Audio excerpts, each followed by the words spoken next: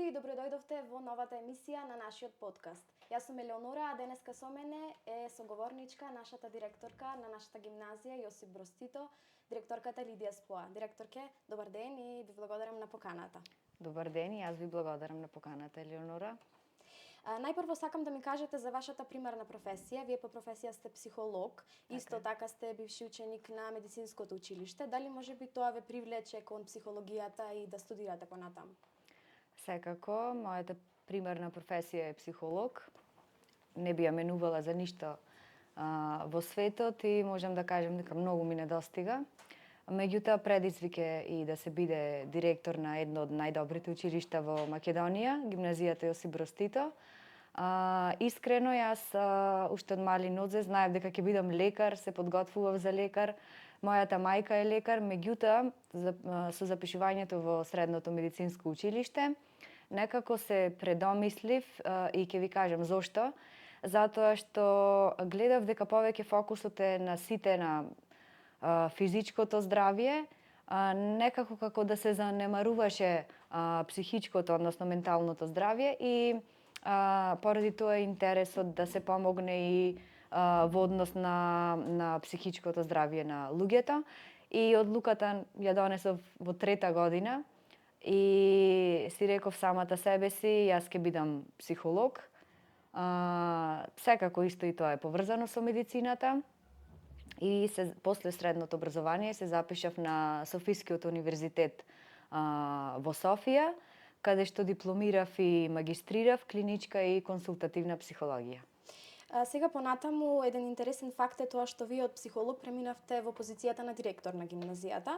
Па ме интересира најпрво дали успеавте да го задржите односот со вашите колеги и дали тие се уште на вас гледаат како дел од нивните колеги или се уште ве доживуваат како директор? Мислите дали функцијата ме промени? Да. Во никој случај, јас сум истата личност, истата Лидија, со колегите сме во одлични односи, од секогаш било така и секогаш ќе биде, нема причина да биде поинаку. Гимназијата е мојот втор дом, колегите се моето второ семејство. Сметам и сум сигурна дека ме гледаат со исти очи, како и јас нив, и тоа е она можеби што не прави и успешни и среќни, да соработуваме, ние и приватно се дружиме со колегите. Како што кажав, ние поминуваме голем дел од нашето време на работа и со колегите. Во тој смисол, да, навистина гимназијата ја гледам како едно големо семејство и луѓето во неа. Следно прашање ми е што е за вас позицијата на директор? Какво е чувството да се биде начело на институција која што е стара веќе многу години?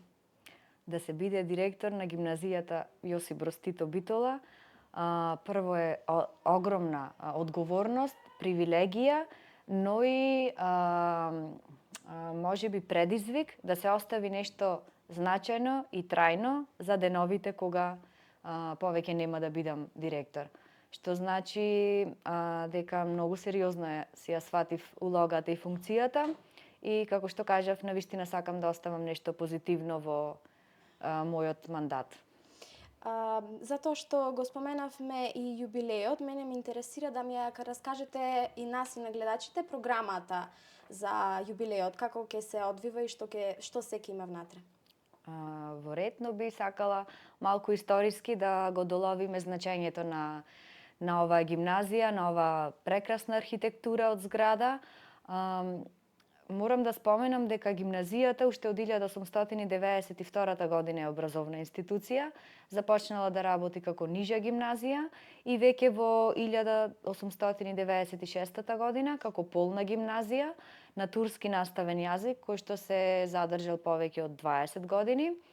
Па во воениот и повоениот период била и бугарска гимназија Иван Вазов, била и српска кралска гимназија. Периодот помеѓу 1915 до 18 се смета дека била прекината за настава, не се одвивала настава во гимназијата и има извори од Србија и од Грција дека била преместена незината образовна дејност во градот Волос во Грција за во 1918 година повторно да продолжи образовниот процес токму во овие зидови кои што живот значат и за нас и за градот Битола. На 6 февруари 1945 година, на еден свечан чин, многу емотивен чин, тогашниот директор Орде Печијаре, кој што бил и наставник по физика, се задзвонило првото звонче и одекнал првиот збор на македонски современ јазик, токму во просториите на оваа гимназија и до ден денешен наставата безпрекорно се одвива секако со вас, драги наши ученици. Каква ќе биде програмата за настанот? Програмата за настанот на гимназијата ќе биде онака како што доликува за гимназијата како нашата. Ќе биде, можам да кажам, велелепна. Се подготвуваме повеќе месеци, можеби 6-7 месеци. Започнуваме на 3 февруари, завршуваме на 6 февруари со свечена академија во Центар за култура. На 3 февруари имаме изложба и поетско читање, награден литературен конкурс во галерија Струмениковски. На 4 февруари во холот на гимназијата ќе биде отворена изложбата на нашата ученичка Андреја Ресановиќ. Во 20 часот имаме изложба на наши уметници, ученици на гимназијата во Магазата.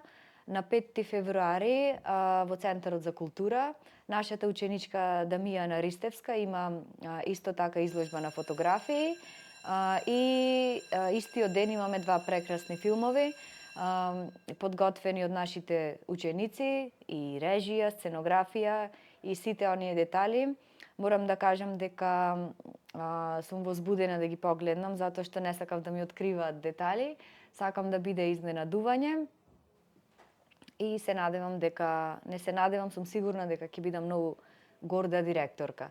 На 6 февруари е свечената академија, наречена Експериментум Македоникум, исто така во Центар за култура, каде имаме покането голем број на гости, родители, академици, председател на држава, Министерство за образование и наука, Министерство за туризам и култура и многу гости.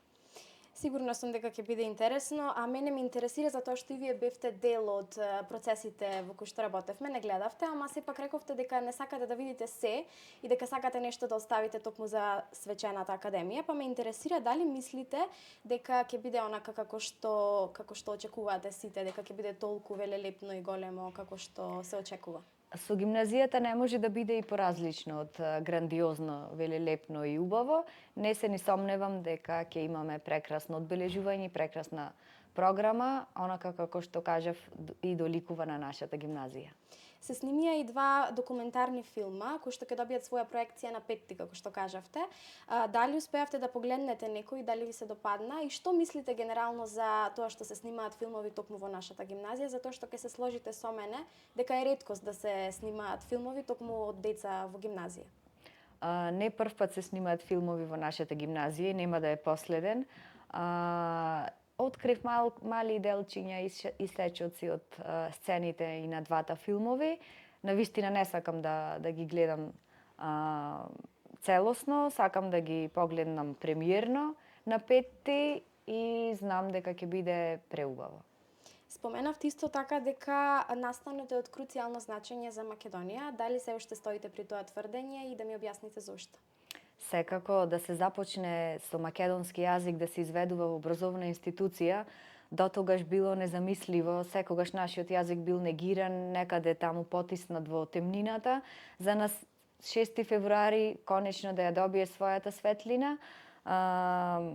Навистина е голем настан не само за нас како град, и за целата држава е од големо значење.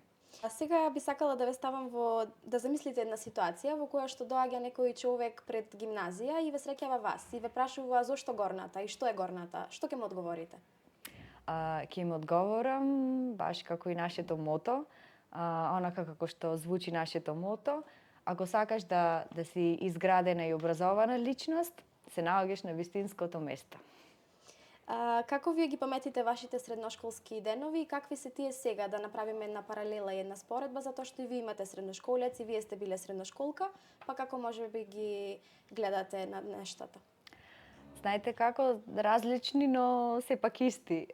Ние само што немавме мобилни телефони.